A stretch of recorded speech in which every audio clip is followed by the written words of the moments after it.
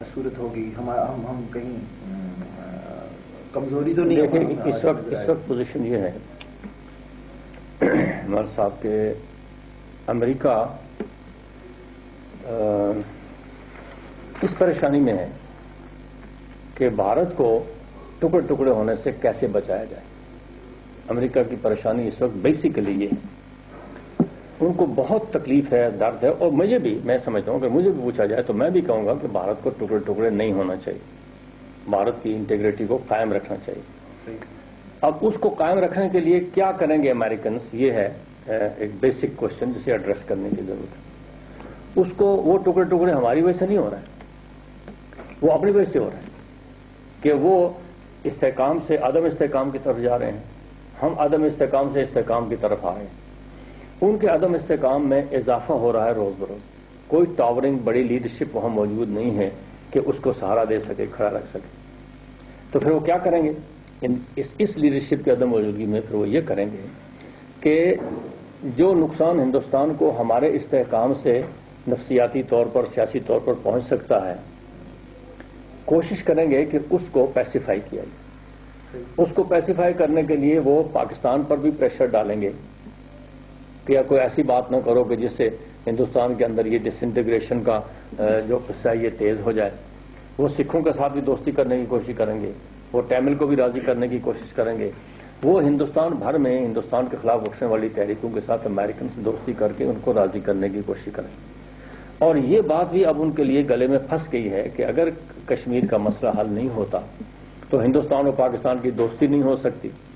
ابھی کل مجھے امریکنز پوچھ رہے تھے کہ آئی جی آئی کی حکومت آنے سے کیا فرق پڑا ہے کشمیر میں؟ میں نے کہا ایک بنیادی فرق پڑا ہے جو پڑنا چاہیے تھا، وہ یہ ہے کہ اس حکومت سے یہ خطرہ ہمیں نہیں ہے کہ یہ کشمیر کے مسئلے پر پاکستان کو لیٹ ڈاؤن کرے گی، بس اتنا کافی ہے۔ میں نے کہا اس سے آگے کچھ کریں یا نہ کریں یہ بالکل بات کی بات ہے، کیونکہ اس سے خود بخود ایک پوزیشن ایوالو ہونے شروع ہو جاتی ہے۔ تو اس لیے امریکنز کی کوشش اب یہ ہوگی۔ تو اس وجہ سے میں یہ سمجھتا ہوں کہ امریکنز کی ایڈ کی بندش اور دوسرا تیسرا سارا جو ہے یہ بے معنی ہو کر رہ گئی، بلکہ خود امریکنز کے گلے میں پھنس گئی ہے کہ اب کھولیں تب مشکل ہے، نہ کھولیں تب اس کو مشکل ہے۔ تو لیکن ہمارے درمیان توازن جو ہے، بیلنس جو پاور کا ہے، اس میں کوئی فرق نہیں پڑتا اس وقت، موجودہ وقت میں۔ اللہ کا وہ یہ ہے کہ انڈیا کی یہ جو بلیو واٹر نیوی ہے اور اس کی ایمرجنس، بعض لوگ تو کہتے ہیں چوتھی پانچویں بڑی، جی ہاں جو کچھ ہے، تو اس کی وجہ سے جو چیزیں انٹرنیشنل پریس میں جو چیزیں پڑھنے میں آتی ہیں اس میں یہ کہ آسٹریلیا اور جاپان اور یہ جو انڈین اوشن کے جو ملک ہیں ان میں ایک بڑی تشویش ہے، شدید ہے بالکل، اور انڈر کرنٹ ایک یہ بھی ہے کہ پاکستان کو تھوڑا سا اوپر اٹھایا جائے تاکہ پاکستان بیلنس کر۔ یہ سسٹم نیچر میں اندر ان بلڈ سسٹم ہے۔ اس میں پھر یہ یعنی for the education of over readers یہ ہم کس طرح سے ریشنلائز کریں کہ امریکہ کے جو انٹرنیشنل الائز ہیں وہ تو ایک چیز کو تھوڑا کم کرنا چاہتے ہیں اور امریکنز جو ہیں اسے اسٹیبلائز کرنا چاہتے ہیں۔ دیکھیں میرے بھائی، بات یہ ہے کہ رشیا کے بریک اپ کے بعد یا اس کی جو ویکنیس ہے اس کے بعد ساری دنیا کا سسٹم لوز ہو گیا ہے۔ یعنی کوئی پاورفل کوئی گریویٹیٹنگ سینٹر ہو نا تو وہ ویک ہو جائے تو پھر وہ خود اجزاء جو ہے نا منتشر ہونے شروع ہو جاتے ہیں۔ مجھے تو اس بات کا بھی ڈر ہے کہ امریکہ خود اس وقت ایک سیفٹی ویلو کا کام دے رہا ہے۔ یہ ویلو اگر کہیں کمزور ہو گیا تو خود امریکنز کو پتہ نہیں لگے گا کہ ان کا کیا حشر ہو جائے گا۔ تو اس لیے اس کمزوری کے نتیجے میں جو صورتحال مشرق میں برآمد ہو رہی ہے یا جنوب میں ہو رہی ہے یا مغرب میں ہو رہی ہے، اس سے سب لوگوں کو تشویش ہے۔ فرانس کو تشویش ہے، جرمنی کو تشویش ہے، آسٹریلیا کو تشویش ہے، جاپان کو تشویش ہے، ان سب کو بڑی سنگین تشویش ہے کہ اب امریکہ کتنا زور لگا کر اس سارے گریوٹی کو قائم رکھ سکتا ہے۔ اس وجہ سے پھر وہ لوگ اپنے دیکھتے ہیں کہ اگر اس ریجن میں یہ جو ریجن ہے اس کو اگر سٹیبل رکھنا ہے تو پاکستان جو ہے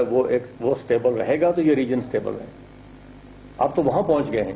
کہ یہ سٹیبل نہیں ہوتا پاکستان تو ریجن سارا سٹیبل نہیں ہو سکتا، ڈی سٹیبلائز ہو جائے گا۔ یہ سٹیبلائز ہوگا تو پھر کوئی کچھ پریڈکٹ نہیں کر سکتا کہ افغانستان کا کیا ہوگا، بنگلہ دیش کا کیا ہوگا، ایران کا کیا ہوگا، ترکی کا کیا ہوگا، یہ سارے ریجن میں کیا ہوگا یہ کوئی پریڈکٹ نہیں کر سکتا۔ تو نیچرلی ان کی تشویش بالکل جائز ہے اور ان کو اس بات پر، بلکہ چائنا کو اس پر زیادہ سنجیدگی سے سوچنے کی ضرورت ہے، پھر چائنا متاثر ہوگا اس سے۔ सरदार साहब ये फरमाइए, पाकिस्तान के पॉलिटिक्स पे आपकी हमेशा बड़ी नजर रही है, बड़ा दखल रहा है, ये जो मौजूदा तब्दीली आई है इसके बाद आप क्या देखते हैं, क्या हमारा मुस्तकबिल क्या है पॉलिटिकल? जबकि पीपल्स पार्टी ने अपोजिशन में आने के बाद बाइकाट्स का जो सिलसिला शुरू किया है कौमी असम्बली में, बहुत ज्यादा जितनी देर इजलास है उसमें से ज्यादा वक्त उन्होंने कोशिश किया कि वो बाहर रहें। और दूसरी तरफ उनकी कोशिश ये है कि मुल्क के कवानीन को बिल्कुल एक तरफ रख दिया जाए और आसिफ जरदारी साहब को बाहर लाया जाए। तो उनके इस एटीट्यूड की वजह से आप क्या देखते हैं कि मुस्तकबिल में क्या? मेरा ख्याल ये है कि पीपल्स पार्टी अपनी खास सोच की वजह से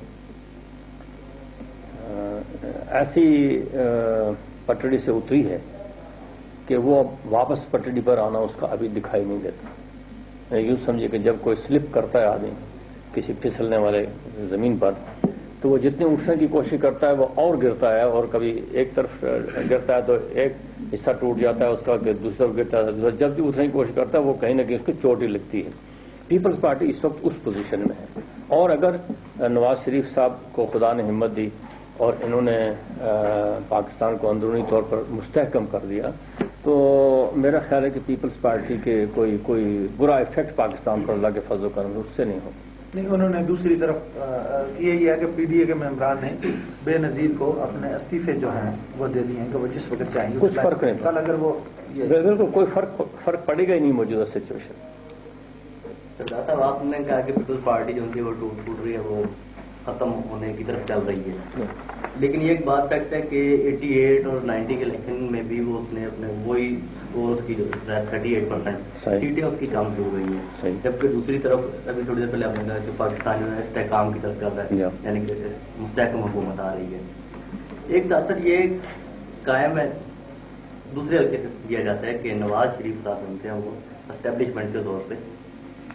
बस इक़्तिदार आए हैं, और इस वक्त उन्हें दो ऐसे चुने हैं, एएनपी और कराची में एमक्यूएम, और बलोचिस्तान के मुख्तलिफ हल्कों छोटे छोटे ग्रुप मिला के उन्होंने हुकूमत कायम की है। जब इतने ग्रुप बन गए हैं तो क्या ये वाकई से मुस्तहकम कहा जा सकता है कि 19 और 21 जमातें? देखिए, इनमें तो जो ग्रुप होमोजीनियस हैं